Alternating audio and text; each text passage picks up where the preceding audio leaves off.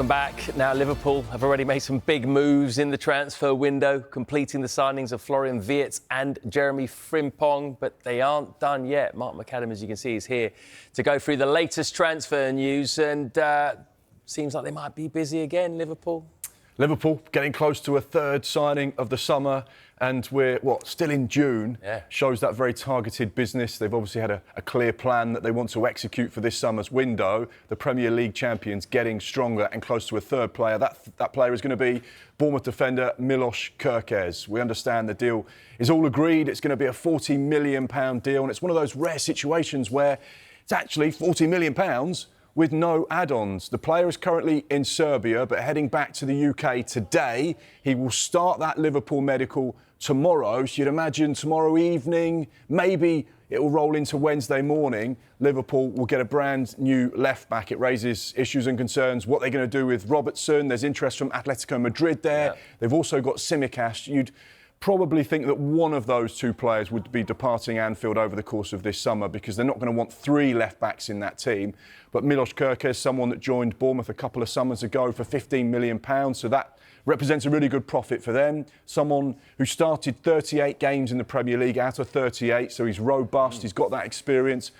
He's got a wonderful left foot when he gets that singing, and he can put in some quality into that box. So he could be a really strong addition as someone that's got a couple of years of Premier League experience. So just to confirm the news there, he's flying into the UK today, medical at some stage tomorrow. Maybe it will be completed tomorrow, but possibly Wednesday.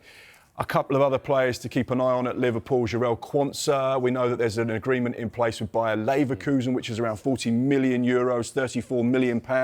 He's currently on international duty with the England under-21s, who play on Wednesday night in the semi-final.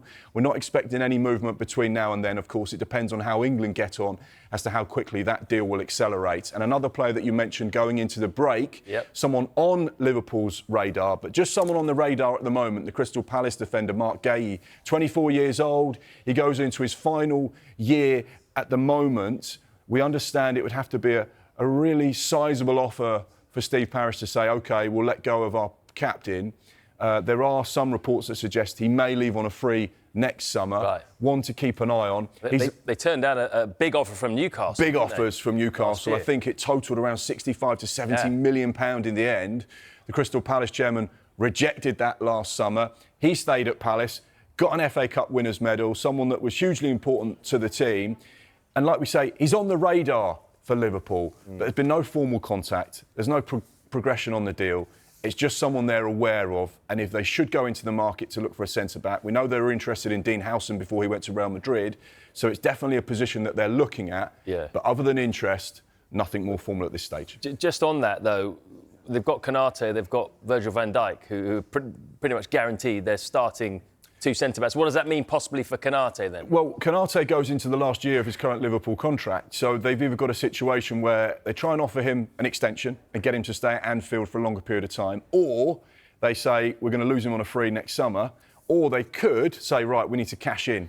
Let's get some money now and see if we can reinvest that into the team and find someone else. So it's definitely an area that Liverpool fans should be keeping an eye on, and we know that Arne Slot and Richard Hughes are looking to strengthen at centre-back, so they're just to keep an eye on it, see how things develop. But there are players that they've got in mind. They do have a list of targets, and it could be a little bit of an interesting jigsaw puzzle at the back for Liverpool. Yeah, we will keep you updated if anything happens on that front. I want to talk about Marcus Rashford, though, now. How about his future? Because he's spoken publicly about his desire to play with Lamine Yamal and with Barcelona.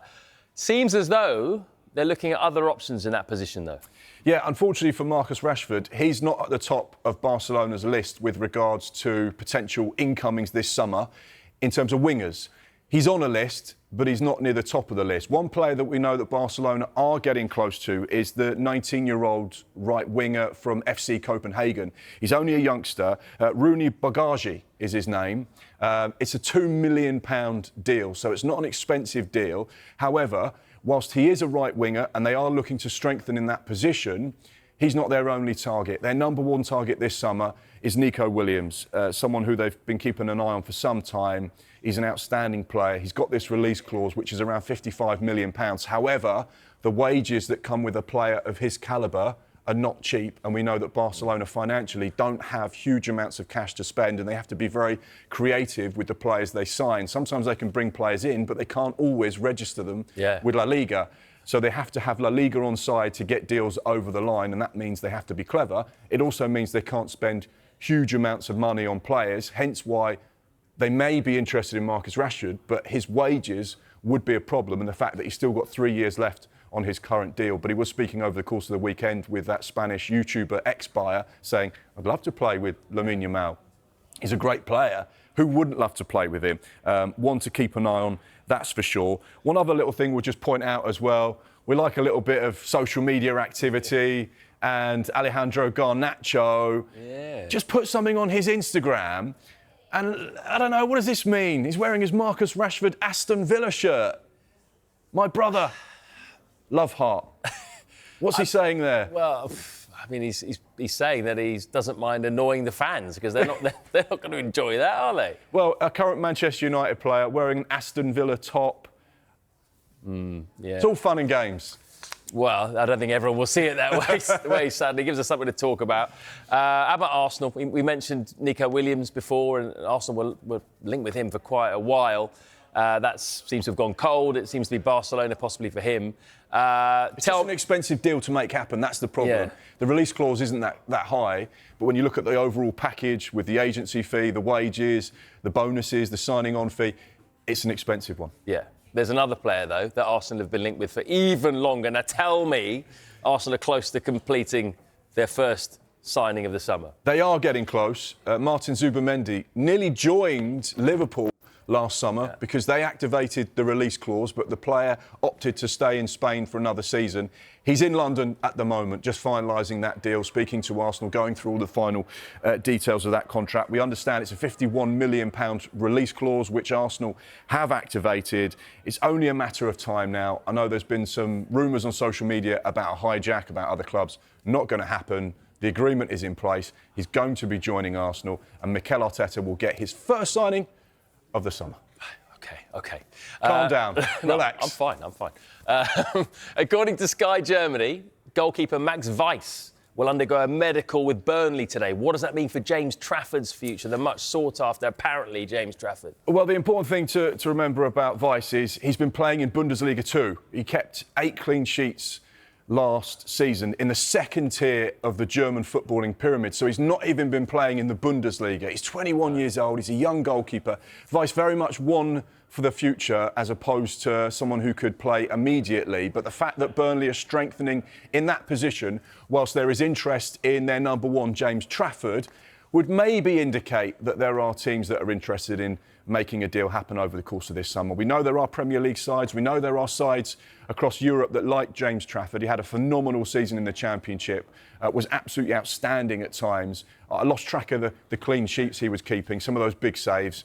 So therefore, you'd imagine it could be an area where Burnley need to strengthen. But I wouldn't automatically put 2 and 2 together and say he's the replacement for James Trafford just yet. OK. Great stuff as ever. Thank you, Mark.